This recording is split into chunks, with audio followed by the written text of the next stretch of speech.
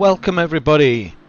Happy New Year and welcome to 2021. Guaranteed to be only slightly less crap than 2020 at this going rate. For those of you who are catching up, there's a global pandemic which is forcing everyone that I know to go sim racing, and that's where we are on a winter evening here on a Tuesday night.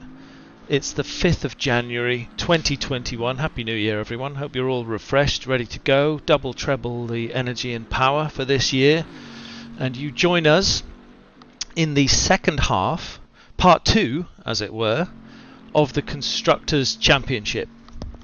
What the hell is the Constructors Championship? You know I do this. I'll go and run through the rules in a minute, but let's have a quick catch up to find out how it was that we actually got here in the first place. Let's take a look at what the first half of the season looked like.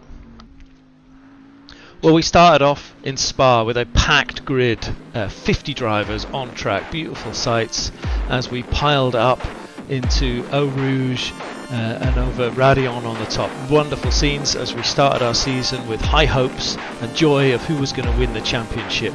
In that race, Stepan Kutnik had the blinder of a spin on the top of Radion, never seen a spin that bad before, and Nate Newcomer went on to win that race with Christopher Streppen in third. That would become a little bit of a theme. Second race was at Zandvoort, again looking pretty good except for the concertina at the start. You'll never forget that.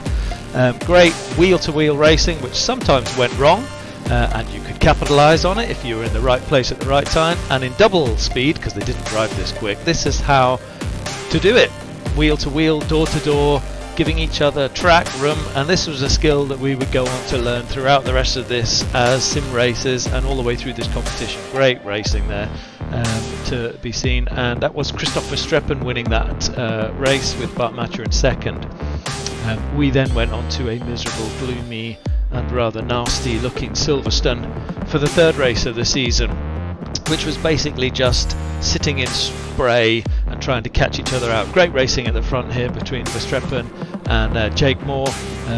Clean until exactly one lap later when there was contact, and in this case Christopher Streppen is turned the wrong way around the track and ends up at the back. You see Schuller here, Radek Schuller, getting a punt from a back marker, and then the second race just losing his internet connection. So he had a dreadful night, and Christopher Streppen stretches his lead out at the front. Race 4 takes us to Kyalami in South Africa. Again, great scenes on the start of the grid, getting a little bit better with the concertina here, so you can see that, and in slow-mo you'll see how easy it was to get caught out on barbecue corner. I think it's barbecue, it's not barbecue, is it? And letting everyone through that. Sausage on the inside of that second from last corner was proving disastrous for all the races. Stepan Kutnik here in his Audi sliding it up on the second race, up underneath Schuller to take the lead with Christopher Streppen slotting in behind in third. Great racing, lovely scenes. Looks fantastic as we race in South Africa at Kyalami in the dusk. And heading down to the aptly named Sunset Corner.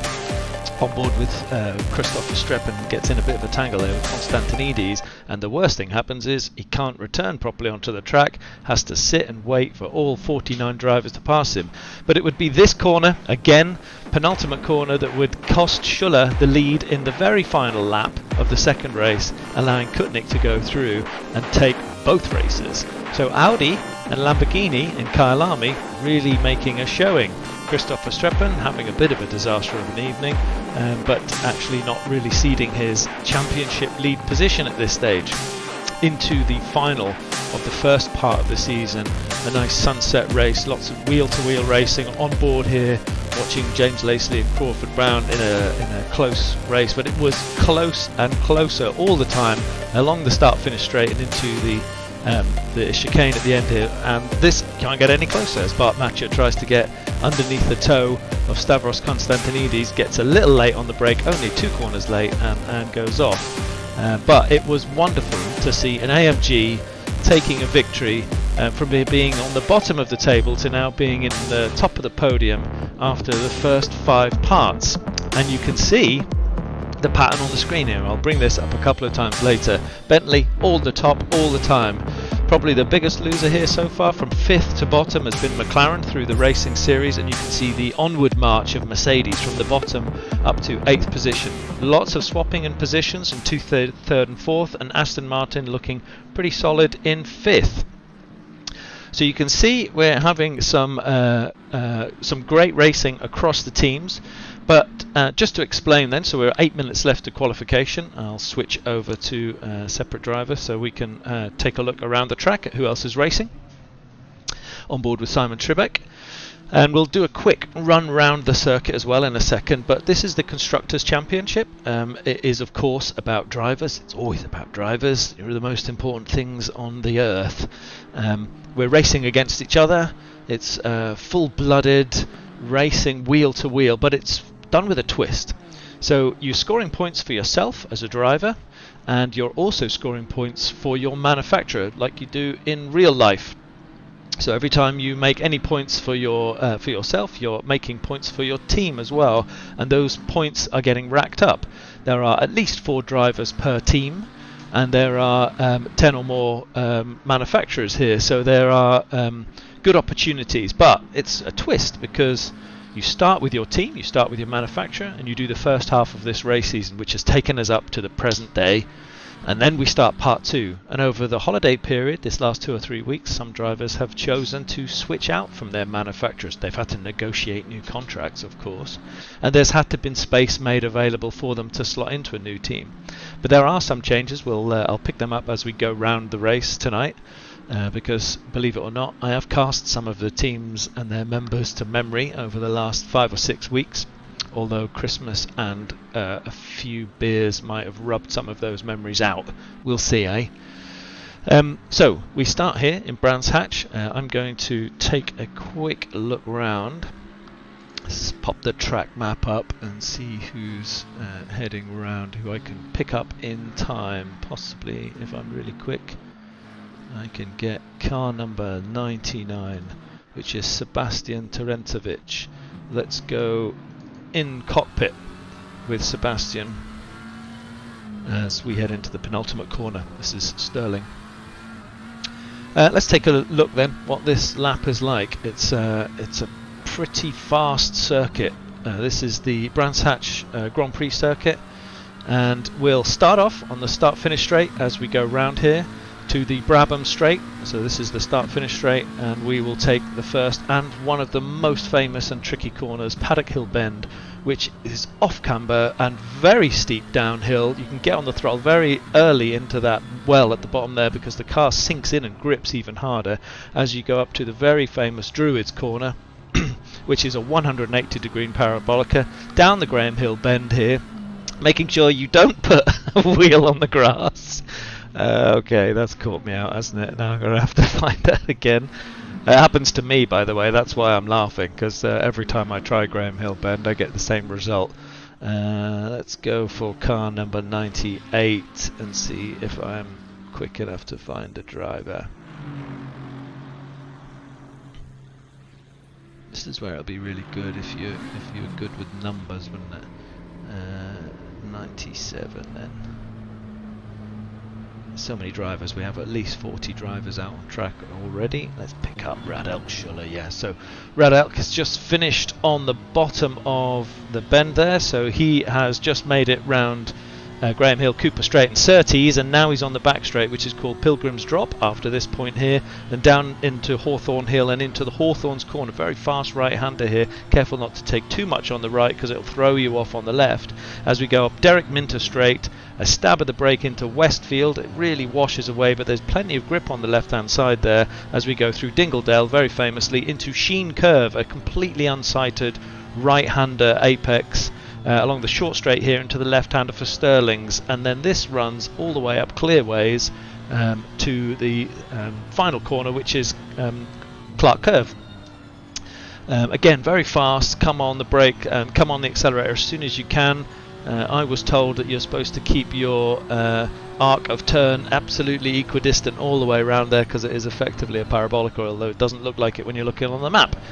Back into Paddock Hill Bend, down the bottom of the dell there and up the hill to Halewood's Druids, and then right onto, I'm having a nightmare, aren't I?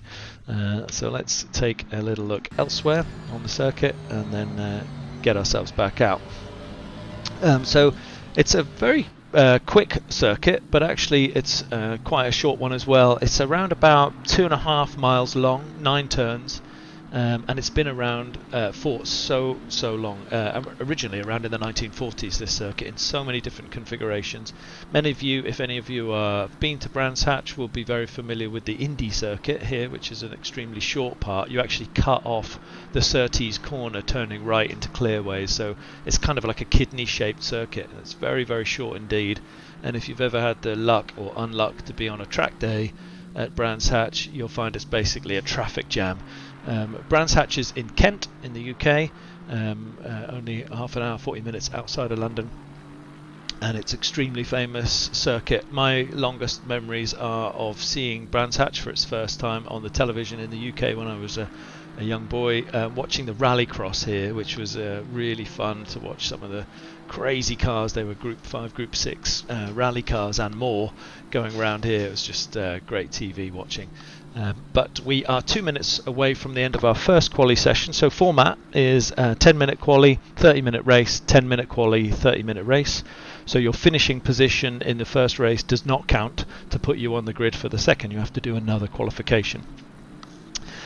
We run under the typical rules for stewarding here, so we should be very thankful for the guys who volunteer to steward the race. So if there are incidents in the race, it's possible to put in an incident report that will be evaluated as soon as possible, sometime through the week, and then penalty points may be added to certain drivers if they've been found guilty of any of our club misdemeanors. And the important ones to raise to everyone, again, are just to be very careful in the first couple of laps. Watch out for concertinas in the first 2 or 3 corners. Keep your track position for as long as you can and your lane position for the first few corners.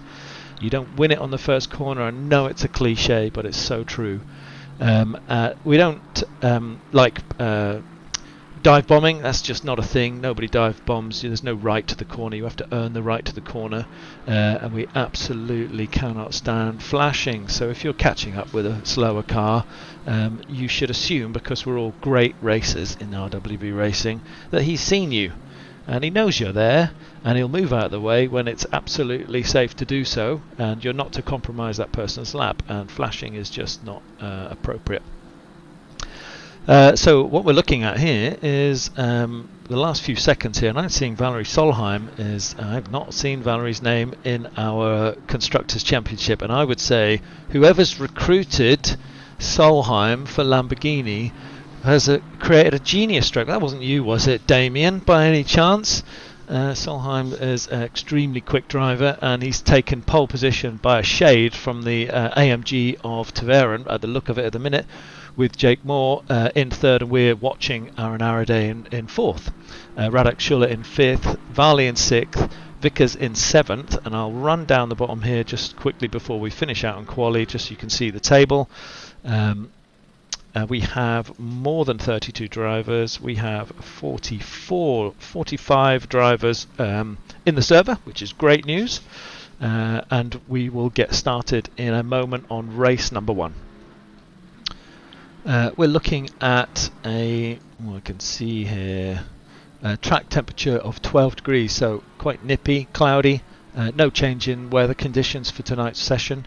And we'll be underway in a few minutes. So some changes, I'll pick them up as I go round, and we'll point them out, anyone who has seen. So somebody has ceded a position for Valerie to take a Lamborghini seat. And just while we're at it and waiting, let's take a little look again at the standings. This graph depicts the first 5 races of the season so far, and you can see Spa, Zandvoort, Silverstone, Kyalami and Monza on the top, and then the manufacturers are on the right, and their relative positions through the season as we've gone through the last 5 or 6 weeks. Where are we then? Looking at Lamborghini, who have started in 9th and moved their way up to 6th place. With Valerie on board, they'll probably score a few more points if he can race as hard as I've seen him before. Just checking through here, Taveren's in the same car, but Match is in a Ferrari, that's the same. Jake is in the Bentley, that's the same. Aaron's in the He's in the Aston, that's the same. Varley's in the Lexus. Yeah, so quite a lot of drivers have kept their strong seats. I see Christoph Verstappen has jumped. He's moved into a Nissan. So our current championship leader has very bravely jumped into the Nissan. So just to point that out, Christoph Verstappen, who was driving in a Bentley, has scored all of his individual points for himself under the Bentley manufacturer for the first half of the season. They all still count. They all still count as points for him as an individual racer, but he will continue now to accrue points for himself under the Nissan brand. So he's going to clearly want to get as many points as he can for himself to win this championship, but he's doing a brave thing here, which is try to take the Nissan, which was in 6th, ended up in 9th by the end of the first half of this season. He's going to try and pick that up, which is great. So you've got two really fast drivers here in Solheim and Verstappen who have moved out of the top cars, out of the Bentleys and Ferraris and Audis, and moved into the middle table team. So that'll be really interesting to see how part 2 develops as we go through. So let me kill the CC standings as we start off here for the first race. 30-minute session, so everyone will just be loading up their normal setups, and I'll walk through as we get into the race.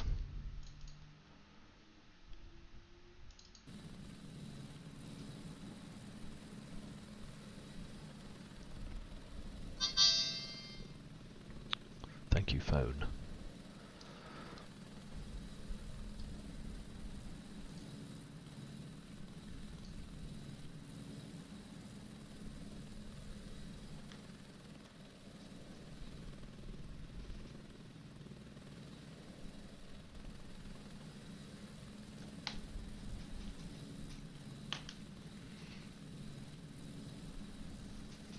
So just checking here, we are looking at, yep, definitely 45 drivers tonight. And we start the second half of this season. We've had some blistering racing and some real changes in fortune throughout the season. It looked that it was going to be Bentley running away with it, and it still does look comfortably like a Bentley lead here. They have not been unseated from the top, and they still have a strong team. Just checking through here, you've got Napone, Weaver, obviously you've got Verstappen as well. If I check back down the table here, I think Madal has kept his Bentley seat. Just checking.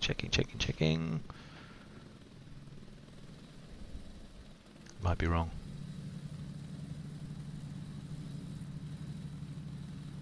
Well, my eyes have gone funny. I can't see that final one. So let's go back up to the front of the grid as we start our rolling start. As usual with all RWB races, we don't use the widget for this, so we have a short rolling start. It's manual. Everyone is expected to stay in lane until the green light. No weaving, no stabbing of brakes, and no flashing.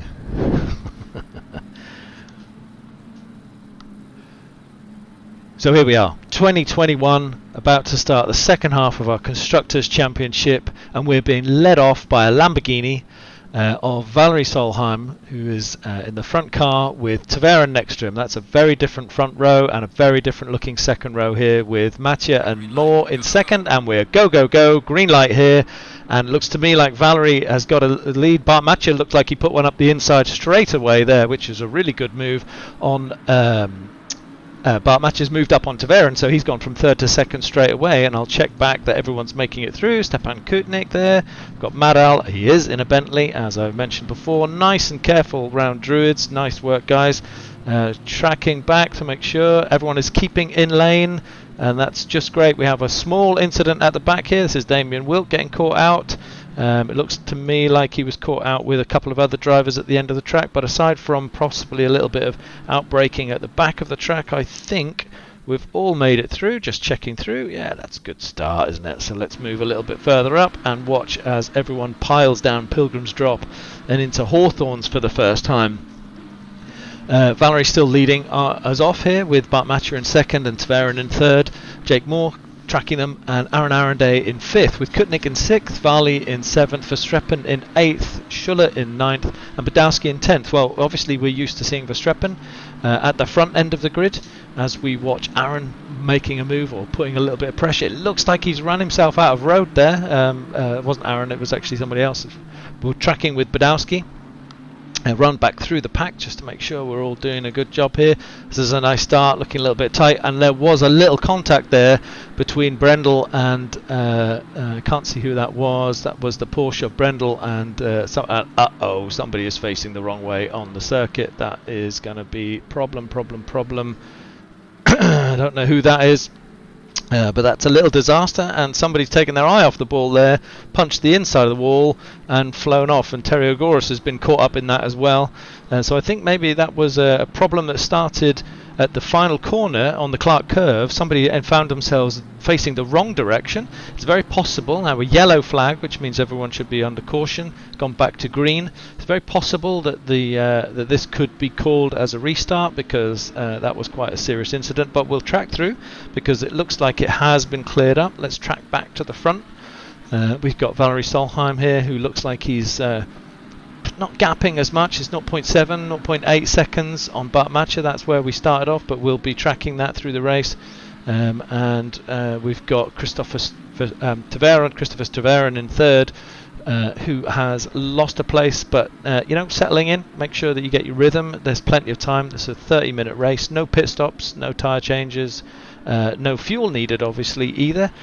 Jake Moore here in 4th position, with Aaron Arenday behind in 5th, tracking back to Stepan Kutnik, who has Phil Varley for company, and Christoph Verstappen here in 8th position, with Radek Schuller back in... no, that's gone wrong. That's not Radek Schuller behind Christoph Verstappen. It's Mark Badowski who is behind. So Marco Badowski here in the McLaren is in 9th position, with Daniel Barnett behind, and Madal behind them in 11th, tracking back further. James Lacey in 12th, with HF in the Audi in 13th, looking to make that move count. Let's see if he sticks it in. Quite difficult to hold it when you're on the limit here. Let's go on the dash. They're now wheel to wheel. But he's made that move stick. Nice work by HF. If he can cover off Lacey, who has Napone for company, so getting quite tasty in that particular group. Let's look back on HF here, covering himself as he goes around Hawthorns, down Westfield, down Dingle Dell, and then into Sheen, right-hander here, and then into Sterling's. He looks like he's making a bit of distance here on Lacey and Napone. Let's jump back into Lacey's car, who's just gone a little bit wide and has potentially let Napone through here. Napone in the is in the Bentley on the outside there. He got himself a little bit out of the grippy stuff and onto the marbles, and now he's got himself compromised because he's on the outside going into Paddock Hill Bend, with Schuller up on the inside, four-wheel drifting it round Paddock Hill Bend. Nice work as they go uphill and into Druids, who's going to outbrake whom there. So let's go with Turo and Napone. Looking good. I think he's covered himself off, but he did lose a place there. He nearly got it round the outside of Lacey around the Clark curve, but I think he just found himself on the marbles, lost traction, couldn't get the pedal down. But it's getting very tightly packed in this group here between Napone, Schuller, Brown, Weaver, and Dahlgren, who are a group of 5 places here. Very very small gaps between the drivers here. We're only 5 minutes into the race, and so far, if I check through here, I think we do have some retirements. So I can see Emo Plate is in the pits. Might not be a retirement. Joshua Barton also in the pits. Ben Kobe in the pits, and Emil, must have been Emil, who was really struggling with his reverse positioned Lexus on the start-finish straight as we were watching the first or second laps. We've also got Andre Brendel as well in the pit, so that could be 3 retirements at least. I think a couple are just stopping through as we track back up the pack here. Valerie still comfortable in front, with Bart Matcher holding off in second, but Tverin looks to be interested in third here, definitely closing in on Bart Matcher, not getting gapped here at all. If you look in the rearview mirror, you can see Jake Moore in fourth position. So stay on board, I think, with Tverin for a couple of corners to see how he handles it. This is the more intricate section of the Brands Hatch Grand Prix circuit. It's quite technical, some of these corners. Keeping the pace up through this one, finding the right braking point, keeping the grip on the outside, and then hitting this apex on the right hand side before you even see it takes a lot of muscle memory. This really is a track that you have to practice. A little toe on the left hand side there on the grass won't have helped, but he's kept it in, and both of them look to be catching Valerie Solheim in front, if I'm honest, as they race down to Clark Curve. Turning in late here to try to get onto the gas as soon as he can. Looks good. You get a little bit of a toe up the start finish straight here. I think the AMG has got a little bit more straight line grunt, but that is just not enough to make it count. And then try to get onto the gas as soon as you can. There's not much chance really of outbraking somebody unless they make a mistake on the top here into Druids, but the top three with Jake all over our rearview mirror is putting the pressure on. So this group of four drivers at the front certainly making a race worth watching.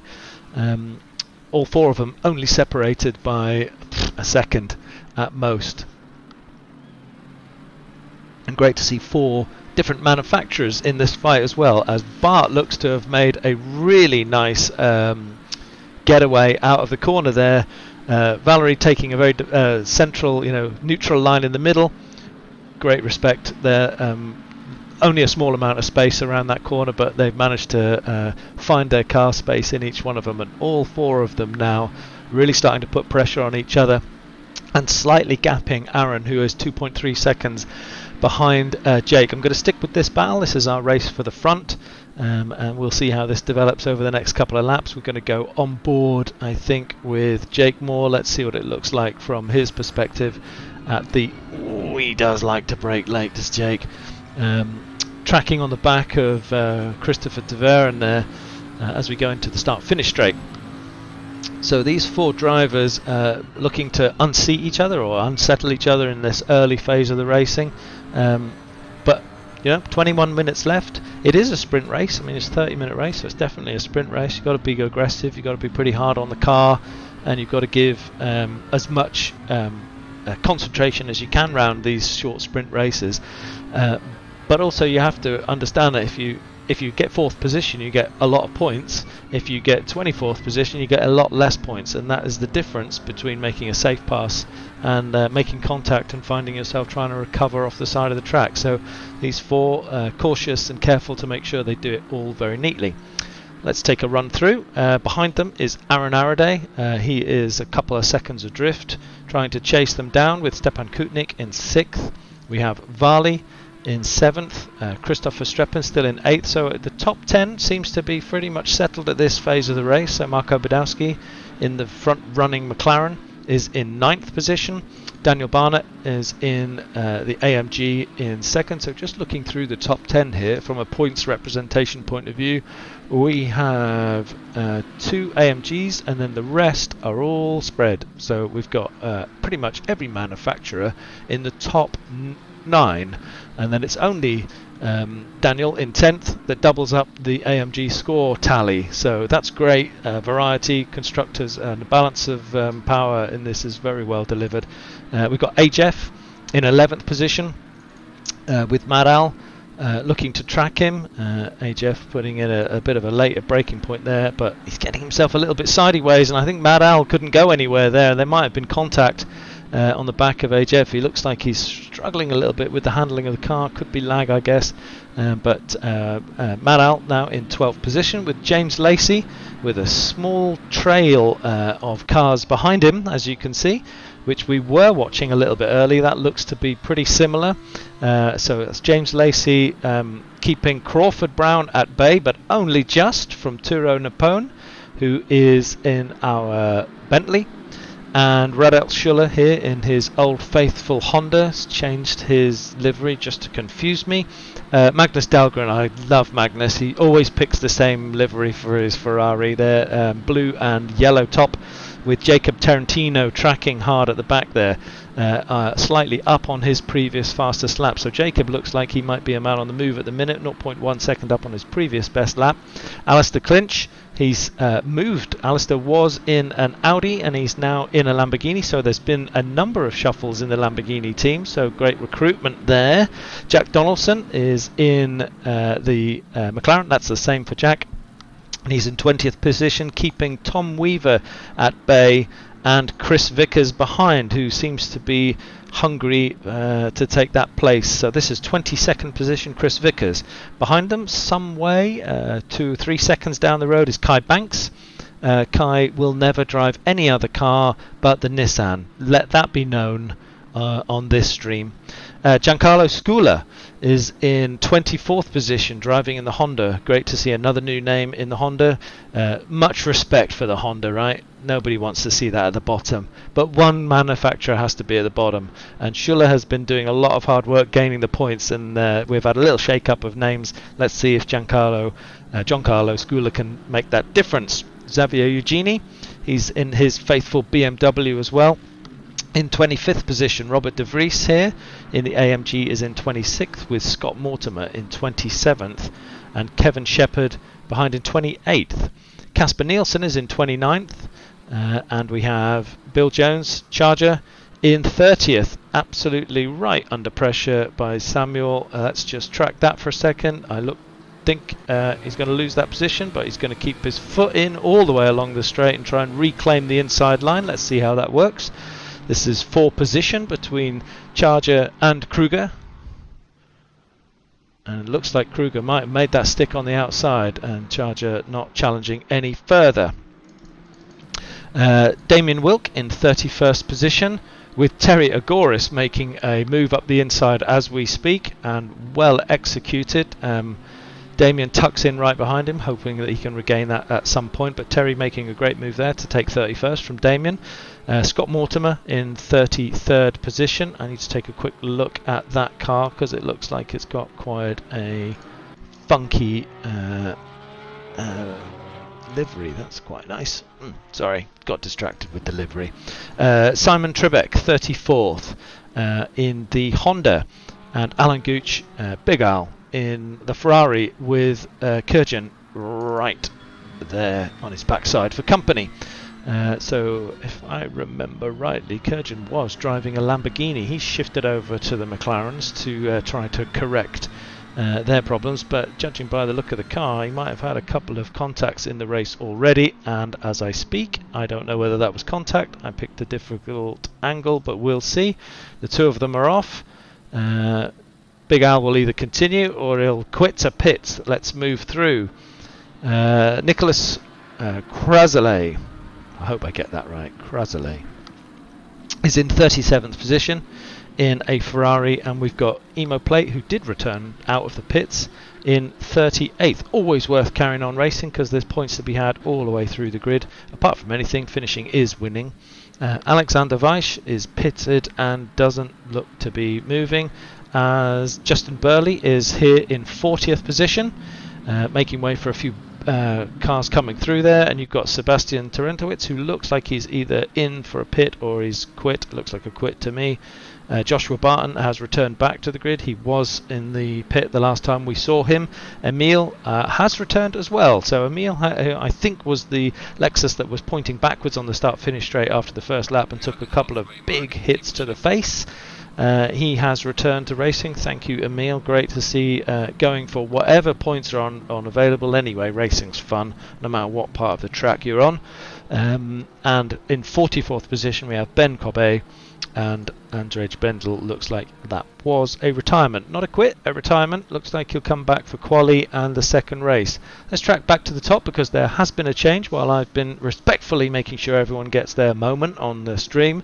Valerie Solheim still holding the lead, but Jake Moore has moved up from what was 4th position to 2nd position, with Bart Matcher in 3rd and Christophe Taveren there in the background in 4th. So it looks to me like there was some squabbling clearly going on, and the gap that Solheim has made at the front of the track has left these 3 stranded racing each other. And Christopher Taveren, who was really very much in the challenge to take 2nd place from Bart Matje before, is now relegated to 4th, and looks like he's just holding on to the team there as Bart Matje goes ahead of his fastest time at the moment. Somebody else doing that is Phil Varley, up on his previous fastest lap, so he's dialing it in with 13 minutes left to go of race 1.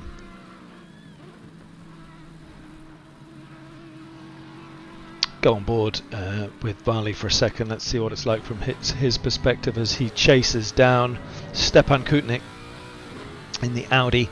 Stepan, very high scoring for the Audi manufacturer this season so far. Likewise, Phil Varley been putting in some stellar results. So these two have both had the podium finishes already this season, and fighting over 6th position. Different cars, completely different styles, completely different types of driving experience. The Lexus here, a fantastic balanced car, a little bit underpowered in some of the earlier versions of Assetto Corsa Competizione, and seems to have found a bit of a niche. It was very well known as the wet race car, because of the balance that it had and the way it could actually put the traction onto the road. But since a couple of revisions in the latest tyre model, I think the Lexus has become a little bit more popular in terms of sim racing drivers. It's a fabulous looking rear end and a disgusting looking front end, but that's just my opinion, right? Just a beautiful sound from the engine, and a car that I think is a good endurance car because it doesn't do much unpredictable, in contrast, I would say, to the Audi, which can feel like you're driving on a steel frame, as rigid as anything. But great to have a sim like Assetto Corsa Competizione where you can really feel the differences between the cars. It's nice to mix it up, change those cars and find out what you can do, and that's one of the best things about this Constructors Championship, is halfway through the season you can switch out if you can negotiate your way out. So checking through, we're 13 laps into this race. They're relatively short laps. Just going through here to see what the best times are so far. Quickest lap time at the moment is a 1:23.28, which is Jake Moore, Speed in 2nd place, currently with a 1:23.28, and he is a 0.3 seconds ahead of our 2nd fastest driver, which is Christopher Taveren, running with a 1:23.5. The top 4, 5, 6 cars up to Stepan Kutnik are putting it in the 1:23 23s, and from there on in we're in the 24s and 25s. Just to show you the variety of lap times here, going from the front where we're at the slightly alien end at 1:23, low 1:23s at the moment. This is a 15 degree ambient temperature, 21 degree track temperature, so some changes from the start. We're getting lap times that are pretty much in the 1:26s. There's a couple of really obviously short drives earlier and quits, but 1:26s. So what you've really got from the guys who are really on it at the front to the guys who are also on it, but they're 3-second gaps. And actually, that's not so bad over 1 minute and 30.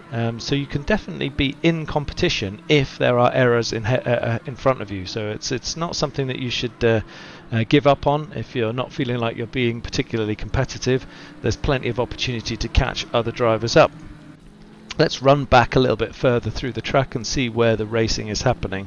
I can see that Casper Nielsen here has got an interesting battle on ahead of him. He's chasing down Kevin Shepherd in front, who is tracking Robert de Vries, and in our mirror is Samuel Kruger there in the Honda. So we're driving on board with the 28th position driver here in a group of 4, and there, as I predicted, I'm good at that. Kevin flies off, too much understeer, gets a rear rear right corner, off the corner there at Sterling, I think it was Sterling's, and throws it round in a corner. Very easy from from Casper Nielsen's perspective, as we watched it on the stream there, for him to see what was going to happen and just keep his foot pretty much firmly in as he accelerated round, and that car just pirouetted in front of him. Apologies for capturing that on the stream. It's my skill. Let's just check through here. What else have we got in terms of on-track action going forwards? A few cars to Chris Vickers, who is only 0.4 of a second behind Tom Weaver, who is in the Bentley in front and has gone very wide on that corner there. Plenty of opportunity to take advantage. That's one of those things when you're driving, it's that moment where you think, okay, the guy in front is getting flummoxed, you know, that I'm putting him off, I'm putting him under pressure, I just need to up the pressure now, because one of these half mistakes could turn into a big mistake. So it's very encouraging for the driver behind when you make a mistake, and it's very off-putting for your own rhythm when you lose an apex or get a foot on the grass and realise that that gap is diminishing behind you. Difficult not to drive in your mirrors sometimes. But I think he's managed to keep that one clean as Tom, and he's tracking. So we've got going through the field here. Let's just check based on the fact that at the moment Bentley are comfortably leading the championship. They are in second place with Jake Moore, keeping the point scoring as high as possible. Let me go helicam as we track with Valerie Solheim, who is 2.5 seconds ahead of Jake in second. So good points being scored there for Lamborghini, and also for AMG in third position, and they have swapped position. So Bart Matcher's in fourth. We saw this battle developing a little bit earlier. Let's go on board, sorry, on bonnet I should say, with Bart Matcher. We saw this battle kind of starting off a little bit earlier. This was the fight for second and third, but in reverse. It was Bart Matcher. It was actually Christopher Taverin who qualified in second position in this race, currently finding himself in third, but he ceded that second position to Bart Matcher, and it's actually Jake, who I think qualified in fourth, who's made the best progress at the front end of the field here, with Valerie managing to keep him at bay and defend his first position. Very late on the brakes there with Bart. Got to find that apex on the left as Christopher investigates what it's like to drive on the grass for half a mile. He's lost a bit of traction, but you can see there's just not enough to be gained down Pilgrim's Drop and into Hawthorne Hill and round Hawthorne's, but he's keeping the pressure on through, as we said before. This is a very technical section as we switch round here, Westfield down Dingledell and then into Sheen Curve, which is a fantastic corner when you get it right, and great footage. I do like that that side camera there. Heading down to Sterling's, you can take quite a lot of the inside curb there, and Bart not giving up his position. So this is where the current race battle is at the front here. Bart is continuing to try to get his podium position back from Christopher, who is using track extents to the max, as we can see. And we look like we might have a back marker in front, which could spice it up a little bit. Can't tell who that back marker is at the minute. Blue flags are out and he moves aside, which is great. So Christopher Taverin and Bart Matcher make it through. Let's track this for a bit, because I can see in front is another back marker. I think that's brain. That's Terry Agoras in front, giving position in the Porsche to Bart Matcher, keeping this chase on. It's very, very close. Same positions as last time. You can see Christopher in no rush to go over to the left hand side. Bart can get later on the brakes here and you know, really make that stick, but can he keep it through this technical section, taking as much curve as we can on the right. You can see Jake Moore in front there, 1.5 seconds up the road. Actually it's 2 or 3 seconds up the road from Bart's perspective, as we dive down deep on the brakes into Sterling's, maybe missing the apex there and not getting on the throttle as quick. Fast in, slow out, I guess. Heading into Clark Curve for the 17th time, and we have 4 minutes left of this race, and aside from a quite nasty crash on the second lap, the top 10 have pretty much settled into their rhythm. So let's go back a little bit further Let's go back down to Magnus in 17th position, so we can take a look at the gapping here. We've got some close racing going on around Chris Vickers. So Chris is putting the pressure on Giancarlo Scuola, and let's see what it looks like from his perspective as well. A chance maybe to put it up the inside, but it's extremely difficult to make it stick there. We've got Tom Weaver in front in the Bentley. This probably isn't the fastest section of the track for a Bentley, but with 3-4 minutes left of this race, now is the time to start thinking about when you're going to make your move, if you're going to make it. But you can see again in the mirrors, they've got Xavier Eugeni with Robert de Vries right behind him as well. So there's not much room to be given here. You make a mistake as you push hard to make your move, and you'll be swallowed up. But I can see at least 4, 5, 6 cars even within 2 or 3 seconds of this particular battle. So pick your moment, make sure it's clean, and lose as little time as you can in offering up defence to each other. Otherwise that pack behind will catch you and you'll be in a swarm for the final 2 laps. We only have 3 minutes left of the race. This is looking like a nice finale at this stage of the track. I'll just skip backwards a little bit further as well so we can track in. Terry Ogoris in 31st position here, and you can see the gapping here is much broader. So let's go back to Robert de Vries in the AMG, where this battle is a little bit further back. Actually, it's really happening with Samuel Kruger there. He looked like he was having a chance to take a nibble at Xavier Eugeni, but didn't really get out of the corner quite as quickly. And up front, 2 places, you can see Chris going as wide as he can to try and get around Giancarlo already.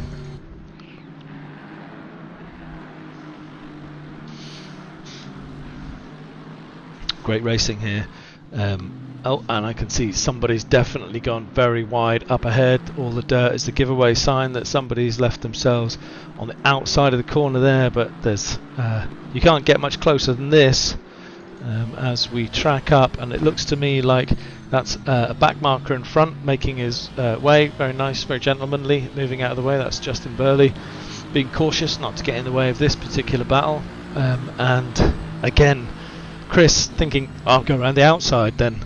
Let's see if that sticks. All the time you can see cars in the background just creeping up on them. There's 1 minute 55, so it's probably 2 laps left for these drivers. Got to make sure that if they're going to make the move, they make the move cleanly and fairly. It's very easy to get yourself in a difficult situation where you get too aggressive towards the end of the race because you think, this is my only chance to pass, I must pass this lap. But in actual fact, the difference in points between 23rd and 24th position is probably minimal, so it's more important to keep your track position than it is to get too hot-headed in these final corners. Just tracking at the front to make sure there's no changes while we keep an eye on this race. Now Valerie Solheim is still comfortably ahead of Jake Moore, with Christopher Taveran in 3rd, Bart Matcher in 4th. Aaron Araday has been in 5th for the whole race, I believe. Stepan Kutnik in 6th, Phil Varley in 7th, Christoph Verstreppen in 8th, Daniel Barnett in 9th, and Mad Al in 10th. I think, apart from maybe Mad Al moving up from 11th to 10th ahead of Radek Schuller or Crawford Brown, I can't remember, it looks like those guys have had a pretty steady, almost processional race at the front there, aside from the first couple of 3 laps where it was close. This race isn't finished. Chris has got the run here. He's got a little bit of extra pace as we go down the start-finish straight, and he will try to make this stick on the outside as we go into Paddock Hill Bend. Or maybe he'll break early and do this switch. Beautifully delivered. Really, really nicely driven there. Chris making the undercut. He put himself very wide, and that's given Xavier a chance, who stuffed it up the inside there. And made that stick. Very fair driving. There was a little bit of rubbing, but I think that was completely acceptable. Great racing there. Samuel then lost 2 places in that. He'll be biting his lip at the moment. Red Mist will be on its way as he dropped a couple of places there in that battle. Sorry, Giancarlo Scuola as well in the fight here. That was a great move by Chris. He kept his car on the far left hand side, forced the defence to be as deep as possible, and then switched onto the inside of Paddock Hill Bend, which is no mean feat. Great racing. You can see these 4 all hungry for a position of each other, but we're pretty much at the end of the race, so I'll track to the front. Valerie Solheim is in the final lap, I believe. We've done 21 laps already. As he comes round to, that looks like Westfield, down Dingledell. No, it's not. That's Sterling. So in his final lap, this is Valerie Solheim has taken the win in the Lamborghini, which is great point scoring for the Lamborghinis. And well, something's happened because Christophe de Veren is in second place. What's happened to Jake Moore? Really, really sorry for missing that on the stream. But Jake Moore, who was in second place quite comfortably, now in fourth. Christophe de Veren takes second, which was his quali position. But Mathieu takes his quali position of third, and Jake Moore takes his quali position of fourth. So something happened. I'm sure I'll hear about that afterwards. Stefan Kutnik is in fifth. Aaron Araday 6th, with Phil Varley putting the pressure on in 7th. Christoph Verstappen in 8th. Nice work for the Nissan. And Daniel Barner in 9th. And Maral making 10th. That's your top 10. With Randall Schuller just behind them in 11th. And Crawford Brown in 12th. Good results there. James Lacey has made 13th. Jacob Tarantino's made 14th. A. Jeff is in 15th. Magnus Dahlgren in 16. Jack Donaldson 17. Kai Banks in 18. Turo Napone, looking like if he can hold off Alistair Clinch, is going to make 19th. Let's track that because that's a last minute lunge which he decided to pull out of. The Lamborghini going very four-wheel drifty as Alistair handles it through the final corner. Tom Weaver will take 21st by the look of it, with Chris Vickers pressuring. So Chris with a very fast finishing there, taking a couple of places and then putting even more pressure on. Xavier Eugeni managed to keep Samuel Kruger at bay, with Robert de Vries just ahead of Charger and Marco Badowski. Great finishes those for those guys. Giancarlo Skula, Casper Nielsen, and then of course I can't keep up with it, so we've quit to the end of the race. But great racing there, and we saw some great moves. A bit of a nasty incident at the start, but great to see Emile, who was at the centre of that incident. I don't know how that actually happened. He continued to race for some time and finished in 39th position by my scoreboard. So race one's over, and that's the first half an hour. So the next session is a 10-minute quali session, which is slightly later in the in-game evening, if you like, or in-game day, and then we'll have one more 30-minute race.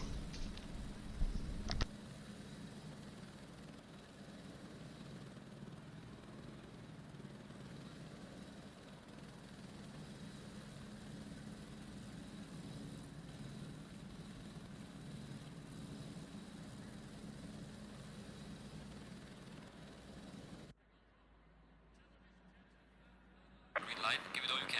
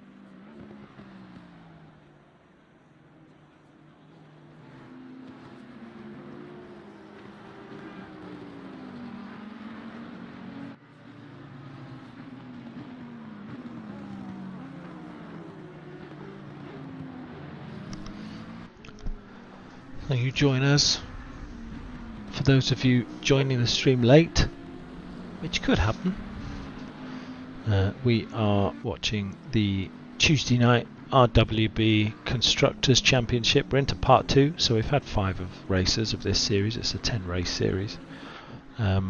Drivers are scoring points for themselves as individuals, which goes through to the Drivers' Championship total tally, but they're also scoring manufacturers' points.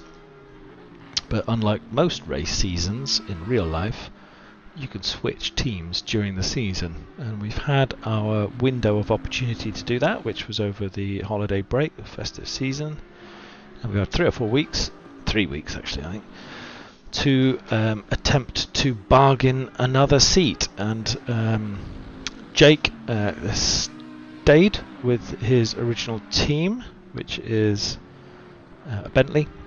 But we've seen some shakers and movers, and probably most notable of all, given the first race performance this evening, was Valerie Solheim, who has jumped into a Lamborghini seat. So we've had a great first race. This first session, we're into quali. 6 minutes left to quali. We'll watch the times coming through.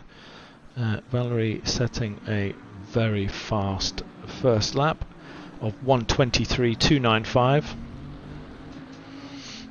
with Jake only 0.3 seconds behind him, and Christopher Tavern in third. Jon Kurjan has put the McLaren in fourth with a 1:23.943, so he's in the 1:23s and was not earlier in the racing for the first session. Quali here, 12 degrees, ambient 14 degrees. On track. Racing at 6 PM in game.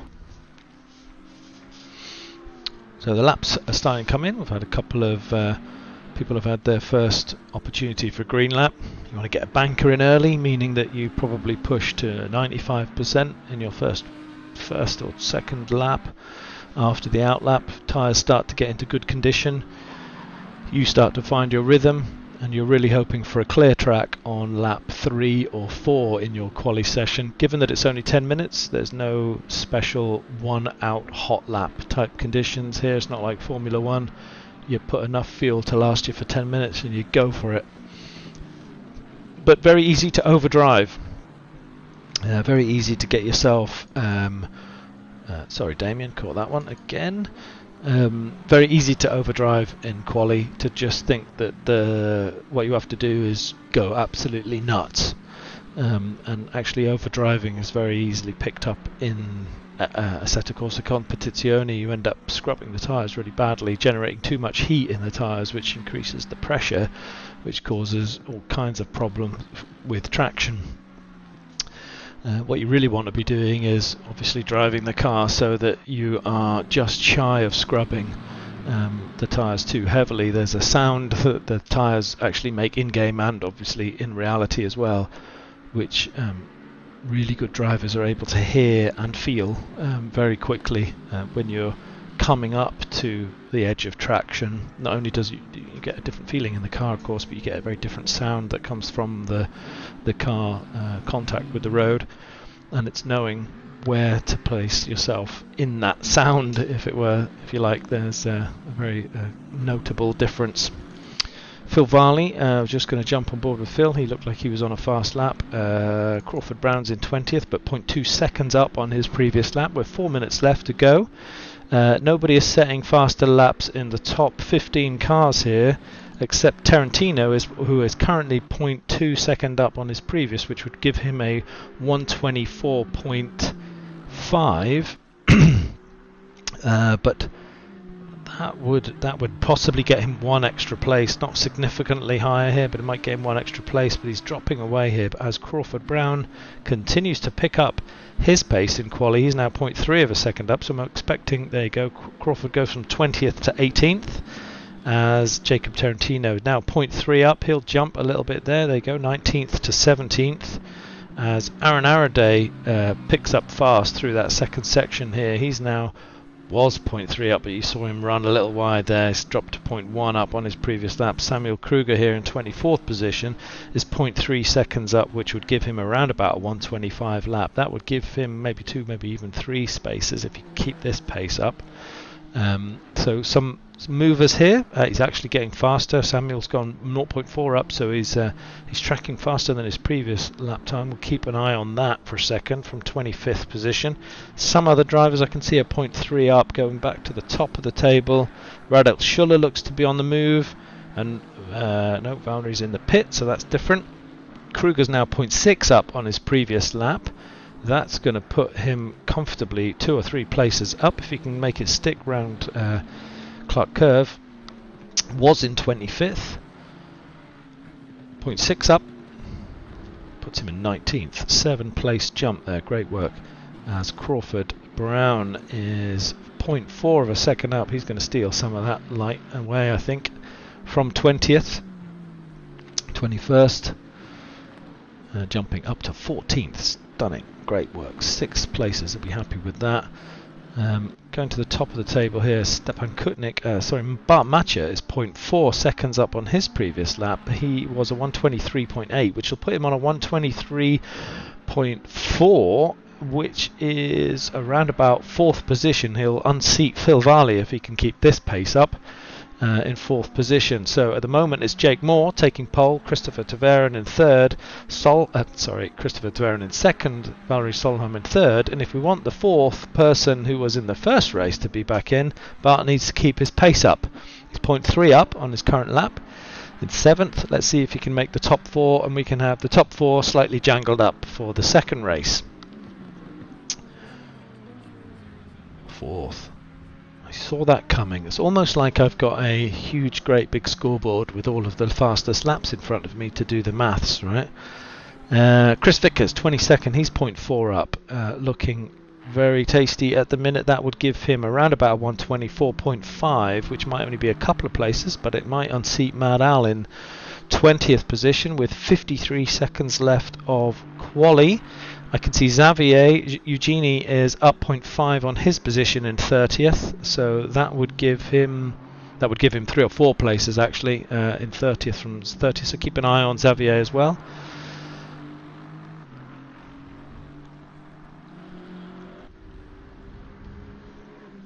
And into the final corner and into the final straight. 0.5 up. Chris has got quicker and quicker around this lap, so 22nd place is going to go. He makes 18th. So as predicted, the cars are getting faster as they're getting settled in, but now we're at the end of quali, so it looks to me like it's going to be Jake, Speed from Tverin, from Solheim, from Matcher, from Varley, from Kutnik. Hey Jeff, nice qualifier in 7th place there. And Mad Al in 8th, really nice. Last time we saw him, he was in 20th on the quali, so he's had to put a blistering lap in. So Mad Al's in 8th, Radek Schuller's 9th, Magnus Dahlgren in 10th. So Christoph Verstappen in 12th, he was around that place in the first race, but he kind of made his way up to about 8th or 9th, I think, in the Nissan, so still scoring well for the Nissan. That will make Kai Banks very happy. Tyrone Napone in 19th, Daniel Barnett just checking through, see if there's anyone. Kai is currently talk of the devil, he's in 35th, but he's 0.5 of a second up on his previous best lap, which will give him 1, 2, 3, 4. It looks like if he can speed this one up, he'll make 5 places on this quali lap if he can keep it together. 0.5 seconds up. Having said that, Casper Nielsen is 0.6 seconds up on him, and he's in 32nd place, so he won't unseat Nielsen at this rate. Still putting in a stellar lap here. 0.7 up. He's actually picking up pace. Kai is from 35th. Let's see where he can get to. See if he can get in the top 30 here. This is looking like a really nice finish. 0.6 seconds up on his previous fastest to take him to 29th, and he does slot neatly into the top 30. That'll make him happy.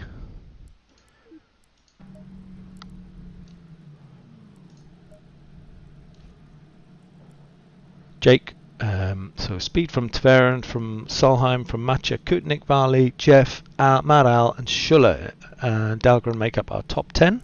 Scrolling down.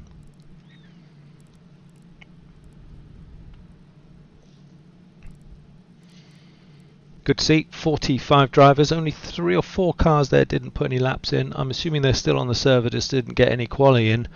And hoping to race in this final race of the night. So we've had quali, race, quali, and we're into our final 30-minute session at Brands Hatch. This is race number 6 of 10 for the championship. And for those of you who are joining, let's take another quick look at the standings while we do the track back here, just so you can take a look at how the teams have changed through the season, with the exception of only one team, and that was the Bentley team, who have kept the lead and extended the lead throughout the season. We've had a couple of driver swaps, so we might, with 5 races left of this championship, get to see the Bentleys unseated. Audis look like the cars to track here, as they've been making their way further forwards on the grid, but maybe not so much tonight actually. Lamborghini look like they may have made some progress on Aston Martin this evening. Ferrari still scoring well with Bart Matcha finishing well in both in the first race. Let's go helicam so we can see this first section. See how far the cars go back on this start. Go back to the start grid, and we're round Stirling's corner here, tracking up to Clearways by around about, yeah, we run into Clearways for the first driver. So let's jump on board, not jump on board, let's keep in helicam to the front of the track. We're 1 minute from the start of the race, and we will see the usual short start off. It avoids any incidents. You wouldn't believe how many incidents we have when we do the full green lap. Cars weaving, cars spinning. I mean, that's got to be the walk of shame, hasn't it? To make your way onto the grid to do a race and then bin it on the green lap before the race actually starts. I think I'd probably just throw the towel in and say, it's not my sport. But it happens. 20 seconds. And we'll kick off the second race here with Jake Moore leading us off. He was qualified in 4th in the previous race, made his way up to 2nd for the majority of the race, and then something happened in the final quarter of the first race and he dropped back to 4th. Not too serious, he only dropped 2 places, but 2 places he won't be happy with. We've got Valerie Solheim in the Lamborghini in 4th position. He led us off in the first race. So let's see how we get on in this second race. 30 minutes here. Tveren in his comfortable 2nd position here. He'll hopefully have learnt from his first. He ceded position to the inside line here, and he's got to be careful that Valerie doesn't slide up the inside, because it's very easy to get caught out on the first corner as we start our second race, running up to the start-finish line. Green line. Go, go, go.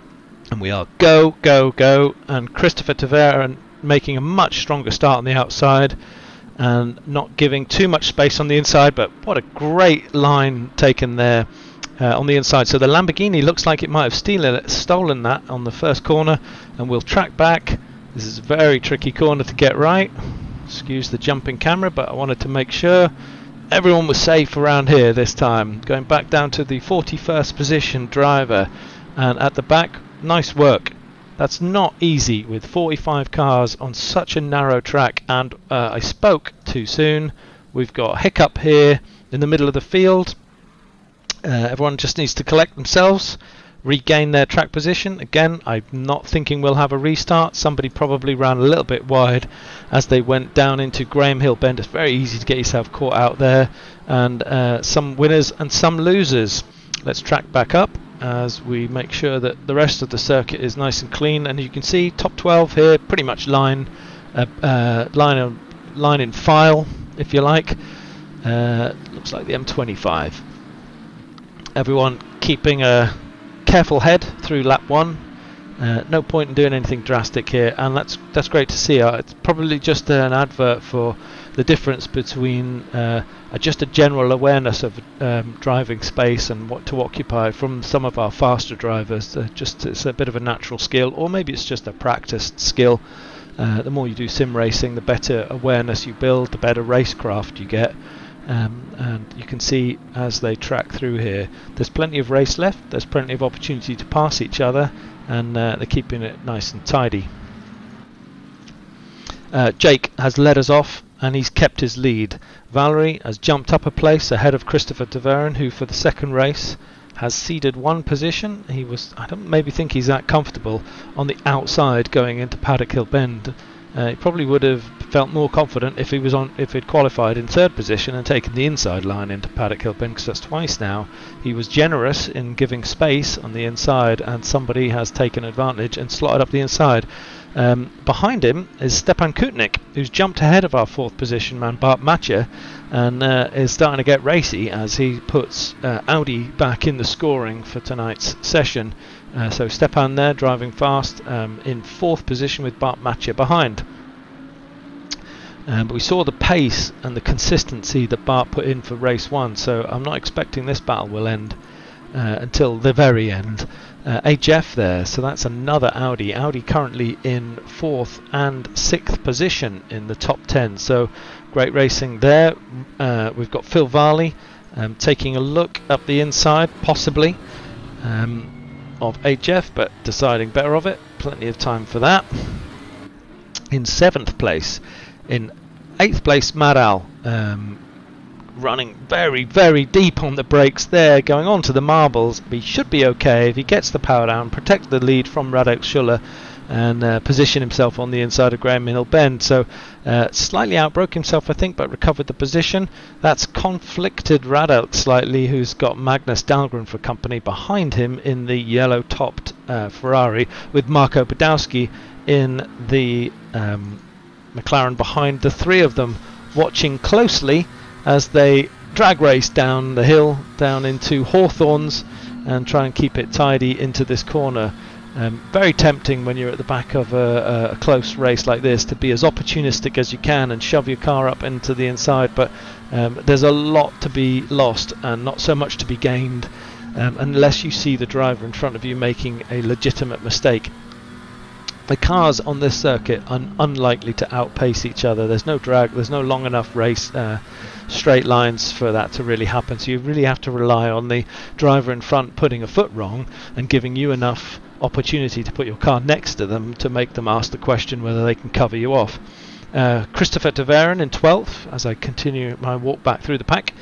Tom Weaver in 13th position there, and Jan Kurjan in 13th. He's got Aaron Araday for company behind him, with Chiro Napone in the Bentley, keeping them both good as they go up to Druids.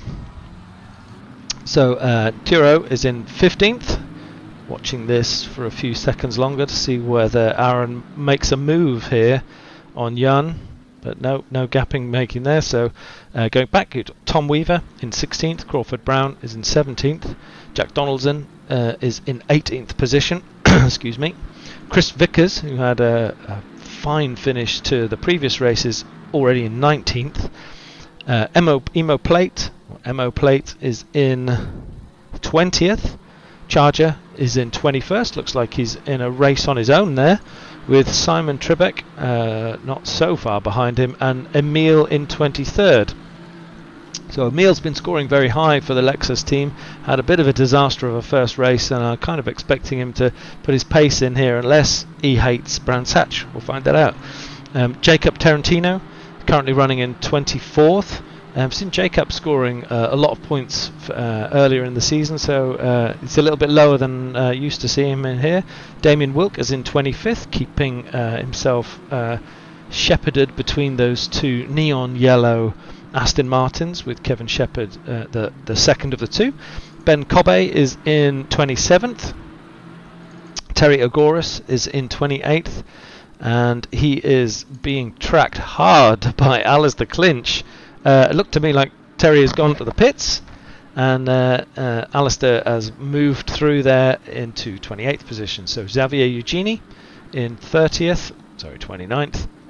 Let that run through as Robert de Vries comes through with John Carlos Skula in 31st position behind. Casper Nielsen's in 32nd with Alexander Weiss in 33rd, Nicolas Quazelet in 34th and Scott Mortimer in 35th, with Samuel Kruger in 36th.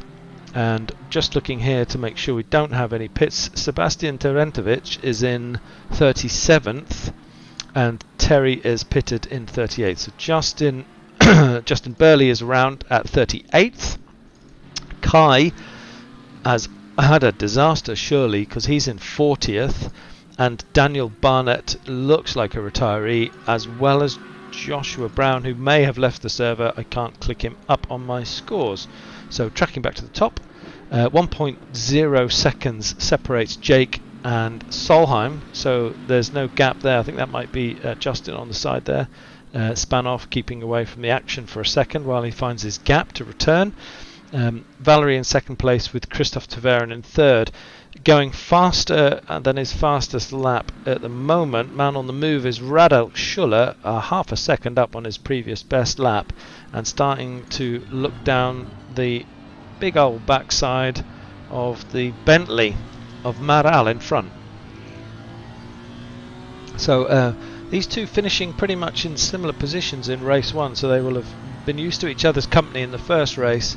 Maral showing us how to four-wheel drift a Bentley round the corner there, but it's still a fast lap for Radelk. He's 0.6 seconds. Most other drivers here are in the reds at this moment, not either in their rhythm or losing too much time. And we've seen Maral then make a mistake there, but he's managed to cover himself off by defending and effectively brake blocking the apex into Sterling. Perfectly legitimate to do that, and actually you can see ahead of Maral there's quite a bit of a race developing. So let's jump forward a couple of cars to Phil Varley, who is tracking behind in 7th position, HF, with Kutnik in front, Bart Matcher in front of him. This is getting towards the pointy end of the race here.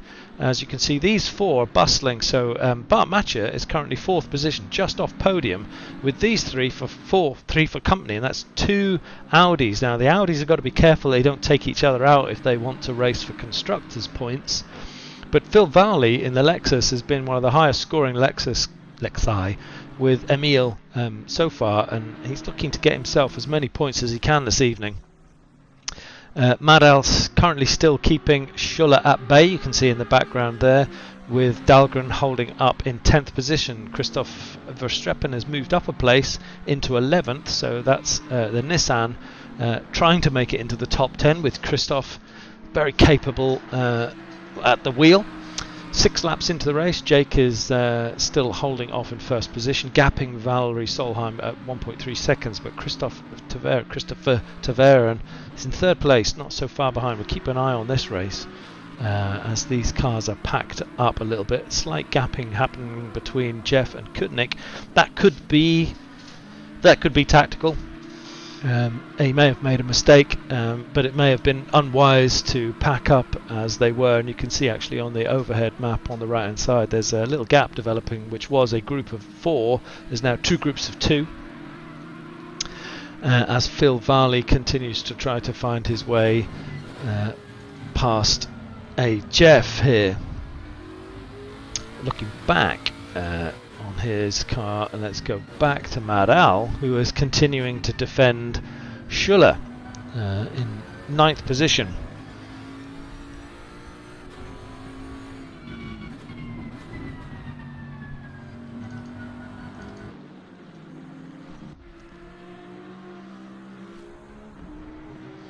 So quite a few races going on around the track here. Let's jump back a little bit further to have a look at Jan Kurjan, who is in another humdinger of a battle here. Let's go back to Chris Vickers and jump on board, because this is interesting. 3 or 4 cars in front who are all vying for position. You can see Kurjan there taking as much of the track as he could, kicking up some dust. Again, all cars exploring the full limits of the track here. keeping Tom Weaver keeping that Bentley well balanced on the track is extremely difficult to keep that big old thing going round. We've got a blue flag in front, which will be awareness for everyone. It's an opportunity to gain on the car in front, but it's also an opportunity to screw it up. And we've just seen how wide Tom Weaver went on that corner. I'm sure that was a mistake. Nearly got himself on the marbles. Compromised his start-finish straight, but he should be okay holding this one into Paddock Hill Bend, as the back marker there, I think, is in the Ferrari, moving to one side. We'll be hoping that we can both dive up on the inside here if he knows we're here, which he should be. No flashing of lights, and well done everyone. No flashing of lights, because we're all good drivers. We can see each other. No place has changed hands there, but it looked like it was going to get quite tasty as this group continued to put pressure on each other. Tracking back a little bit further, let's see who's man on the move. Ben Kobe was up on his own lap. He's obviously just made a little mistake because he was 0.4 of a second up. Most of the drivers at the minute are actually running slower, except for Xavier Eugenie and Robert De Vries, who are slightly up on theirs.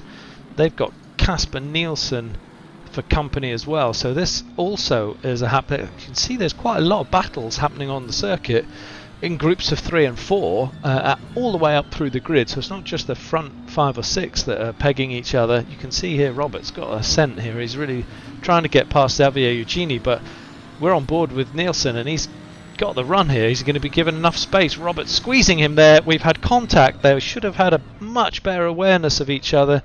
I think that wasn't really enough space given. We're on board to watch that happen, so I'm sure there'll be some issues after that, and we'll move further up the field as we watch Damien Wilk, 0.6 seconds up on his fastest lap. And just going back to that previous incident, we're on board and you get a real sense that the driver in front of you either doesn't know you're there or is going to move across to the left-hand curb, and it's your choice. You make the choice to keep your nose in and be as aggressive as you can to claim as much of the corner. You're not really going to make an outside move into Hawthorne stick, but if you keep your car there, you compromise yourself potentially. And sure enough, the driver in front drifted over slightly and they both take themselves out. There is a radar, we have crew chief, there's plenty of ways to avoid that wheel-to-wheel contact, but I'm sure both of them will be unhappy with the outcome of that in any case. Damien's 0.3 seconds up, so he's clearly picking up the pace here in 24th position. He's got Emile for company behind him, and he's continuing to keep the pressure a little bit on Kevin Shepherd in front of him. We're 11 degree track temperature. We're about to reach the halfway mark of the second race here.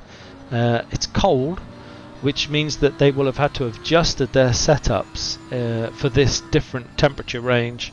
Although the first race was relatively cold, there's a good 4 or 5 degrees difference in temperature, and we can see Charger going a bit wild on the left hand side there and losing some position. I think that might have been Justin struggling on the right hand side on the grass, but now we've got Charger ahead of Kevin Shepherd, really under pressure into the start finish straight, which has given us on board with Damien Wilk a real opportunity to get stuck into this race. He's hit the brakes too late by the look of it to me, and he's made contact, but he'll wait and he'll give Shepherd the position back and then return as safely as he can. But I think he missed his braking point. That's how that felt like from on board as far as I was concerned. Charger, completely oblivious to all of it, drives away from the accident. Now let's tracking up a little further. Marco Badowski in 13th position here, putting in one of his fastest laps. He was 0.1 of a second up on his previous best. Current fastest lap of the race so far, if we track to the top of the table, we're watching Jake, who is 1.6 seconds ahead of Solheim. So Jake's best is a 23.331.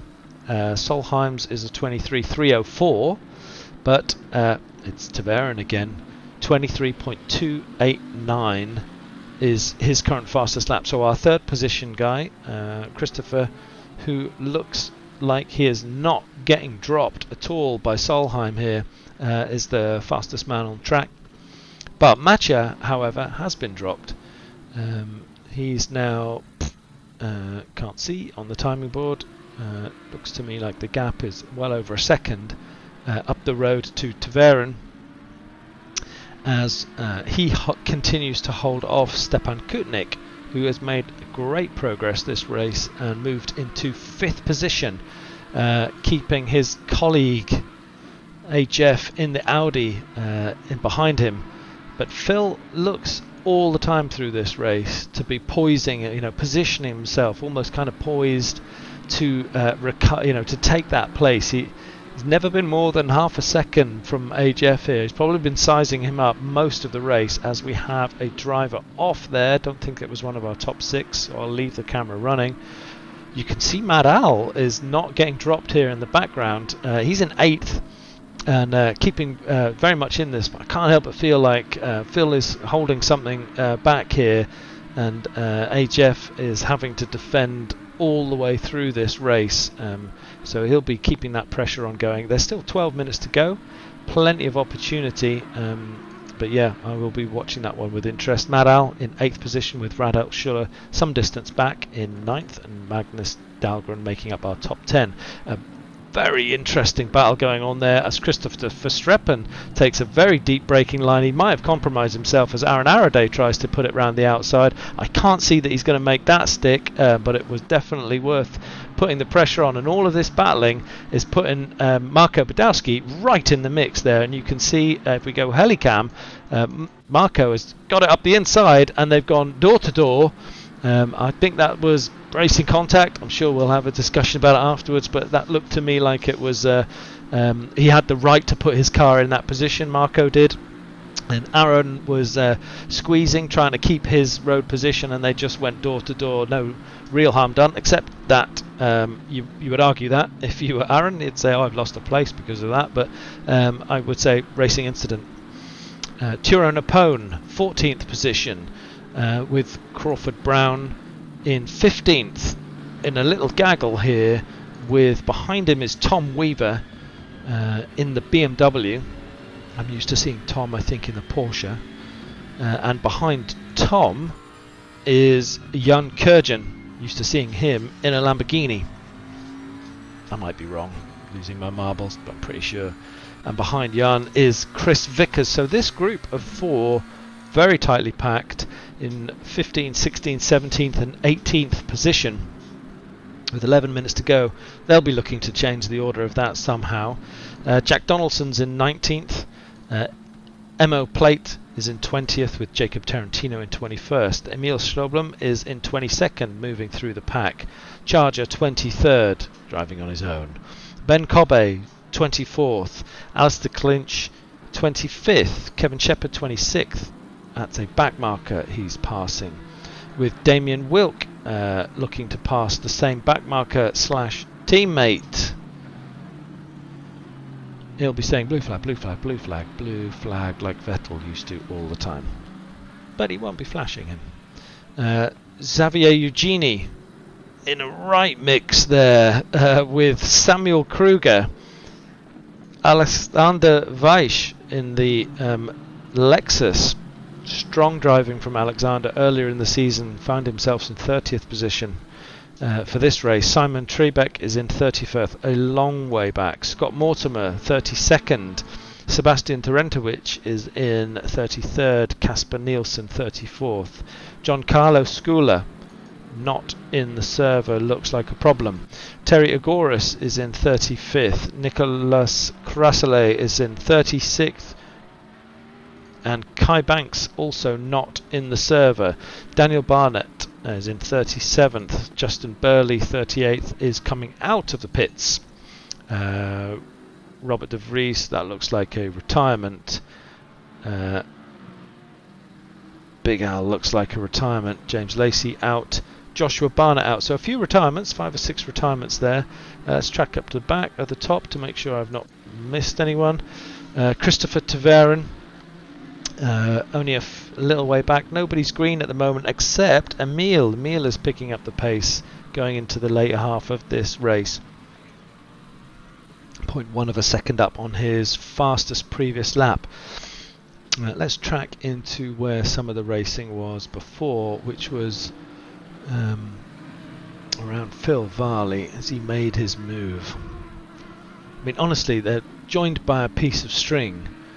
These cars have not been more than 10 feet, 10 yards separated for most of this race. You've basically got that in your mirror for half an hour. Get used to it. Phil picking his moment. He's honestly, between the pair of them, they must have been watching each other for most of this race, thinking, where is he quicker than me, and where am I quicker than him, and where does he tend to make a little mistake, and where can I add pressure?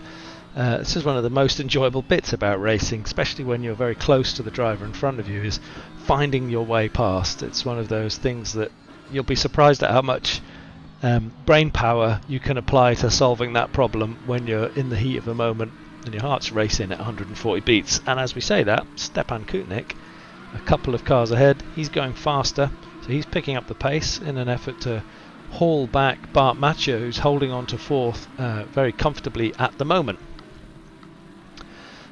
Let's track back a little further to Chris Vickers. We've seen this racing before, so Chris had a strong finish by the look of it in race 1, currently in 17th position.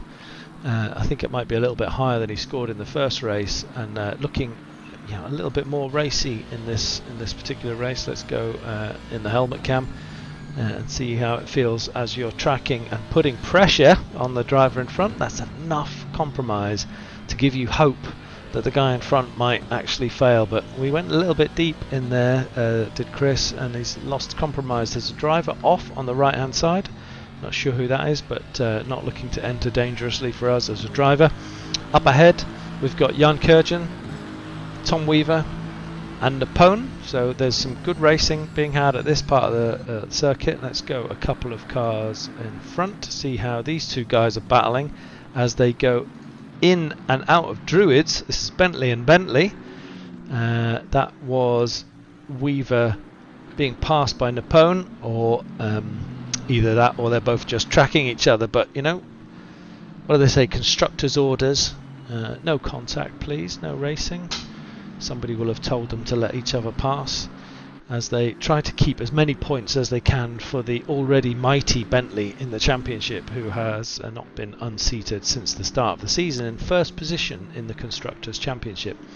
With 6 minutes left of the second race of the evening, Jack Donaldson's putting in his fastest lap at the moment. He's 0.2 seconds up with his previous fastest was a 1:25.035. No changes on the top here. Our fastest driver of the night so far is Christopher Taveron with a 1:23.289.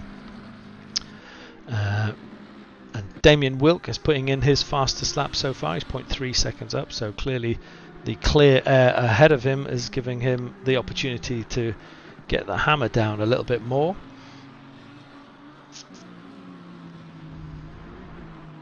Seems like this is where the current race battle is. Just checking further through the pack. You've also got Alistair Clinch, who looks like he's going to have a really good look at Charge. He lost it as he came out of Stirling then, going down the clearways.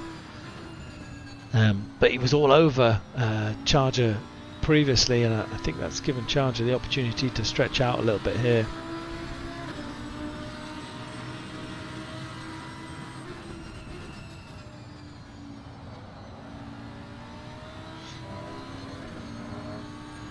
Let's go forward and back and forward and take. Look, I can't help but feel like Alistair feels like he's got the pace of Charger here. Totally different cars, totally different handling characteristics, totally different driving style needed to make these two cars go fast. It looks like a back marker letting us both through there on the inside of Surtees, going up now to Pilgrim's Drop. Great to see it from the driver's perspective, trying to find out and pick where you can. You can see there Charger putting himself in the middle of the track, neither one or the other. That forces the driver behind to make a tough decision. Do I want to go right up the inside, or do I fancy my chances on the outside? But he's got a lot more momentum there on the outside of Charger, but trying to keep his distance. Bill known for having a fat arse. No, I shouldn't swear on the stream. But he's keeping him at bay here. I'll keep an eye on this for a few seconds. I can see up ahead Chris Vickers continues to put the battle in. I'm just going to track forward on the map while we're on board here. Jake Moore still in first position, Solheim in second, Tverin in third, Bart Matcher fourth, Stefan Kutnik is in fifth, Jeff is in sixth, Phil Varley is seventh, Maral eighth, and Radek Schuller is ninth, Magnus Dahlgren 10th. And you've got to say, this race is brewing up because in our rear view mirror is Kevin Shepherd, who is not far from this battle. So we're going to go helicam and see how these guys handle each other. Charger making a solid defence there for at least 2 laps there. We see the different braking distances between the two, or the different braking points, but that's really fast in, slow out, I think, for Alistair. Bill got the boot down quicker as he exited out into Pilgrim's Drop. But it's Kevin Shepherd here who's been creeping up on these two battling, who looks like he might be able to inherit something if there's any wheel-to-wheel or door-to-door contact here. You can see that Alistair is quicker through this more technical section in the middle of the circuit, but he's got to do a lot to get through here and just manages to avoid some contact there. They've both got themselves compromised. Kevin's sniffing around the back here, thinking there's definitely going to be a gap. We're 2 minutes and 33 seconds left of this race, and there will be a story told here if it continues like this. Alistair is a demon on the brakes, really, really late, managing to compress the differences between the two, but getting the car broke, and actually right on the guy in front is one thing, but not making a dive bomb move and avoiding contact is another thing. It's not an easy track to park, and here you can see Bill's going to have to make a sterling defence, goes really central. Kevin's having a sniff around the outside, and there it was kind of inevitable, wasn't it? Contact, and it's up to Alistair to wait, and that's great. Nice work, Alistair. Wait, let Charger through, and off we go. Accidents happen, apologise, move on. That's racing.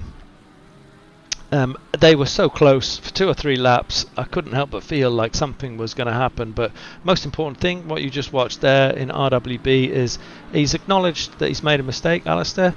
He's outbroke himself, he's made contact with the car in front, and he's wasn't going to drive away and steal the position. He gave it back to Charger, and they go on to continue racing each other, and that's the most enjoyable bit, because the wheel-to-wheel is what we're here for.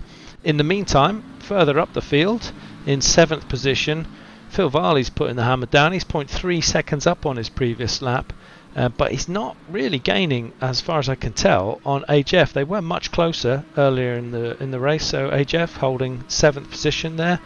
Looking down the top 10, we have 2 Bentleys in the top 10, 2 Ferraris in the top 10, 2 Audis in the top 10, 1 Lamborghini, 1 AMG, 1 Lexus, 1 Honda. So a good spread, slightly different. And Christopher Streppen, let's take a look at our championship leader. He's earned the right to time on camera because of his outstanding performances in the first half of this race. We're 30 seconds left of this race, and he's showing what this Nissan is capable of. Great to see that Christoph was prepared to sacrifice some potential season points to jump into a car that he probably has a bit of an affinity with. Wanted to see what it would be like for the second half of the season. So Christopher Streppen, our current championship leader, is in 11th position, but squeezing every single ounce out of the Nissan. Back up to the front, we're on the final lap here, on board with Jake with speed. He's done 21 laps, and he has a 2-second gap on Christopher Tverin, who has made the move on Solheim. So if we skip back here, see the gap is 1.4 seconds between Tverin and Solheim. So again, either a clean move or a slight off there by Solheim. And although the top 4 are the same top 4 as they were in the first race, they're completely different shuffle. So Christopher continuing to score well for AMG, hooking them out of their doldrums from the start of the season. Solheim in 3rd position. Bart Matcher in 4th, in contact with, looked like a back marker there, which I think could have let... can't get your head around it. That's Bart Matcher coming through Sterling. And that is Stepan Kutnik going up to Clark Curve. I think Bart Matcher has lost a place in the final corners there to put Bart in 5th and Stepan in 4th. It's not correct. Yeah, it's what you're seeing on the screen. It's not what I'm seeing on my timing board. Jeff is in 6th, with Phil Varley in 7th, Mad Al in 8th, Rad Schuler in 9th, Marcus Dahlgren in 10th, Christopher Streppen put it in 11th. Aaron Araday 12th, Tom Weaver 13th, Jan Kurjan 14th, Chris Vickers 15th, Turin Opone 16, Marco Badowski is in 17, Crawford Brown 18, Jack Donaldson 19, Emo Plate 20, Jacob Tarantino 21, Emil Schlobum 22, Kevin Shepard 23, Charger 24, Alistair Clinch 25, they kept that battle the same, Samuel Kruger 26th, Xavier Eugeni 27th, and it runs out of time again. Great racing for the second race, so we are now comfortably into 2021, having done our first Constructors Championship race of the season here at Brands Hatch. We have 4 more races of this championship, so plenty of opportunity for drivers to make their way through and change the way this season finishes. Next week we'll be at Suzuka. The following week after that we'll be at Barcelona. Then we'll have the tight and wiggly course of Hungaroring, with a blistering finish at Mount Panorama of all circuits. Great racing tonight, nice and clean. I saw a lot of people sticking to the rules, and if you compare that type of performance with the first couple of 3 races, you'll see how much more enjoyable it is to race in 30th position, to race in 40th position. Great work, guys. Really fun to watch, really fun to commentate on, and I'll see you next week. Have fun, and welcome to 2021. Happy New Year, everyone.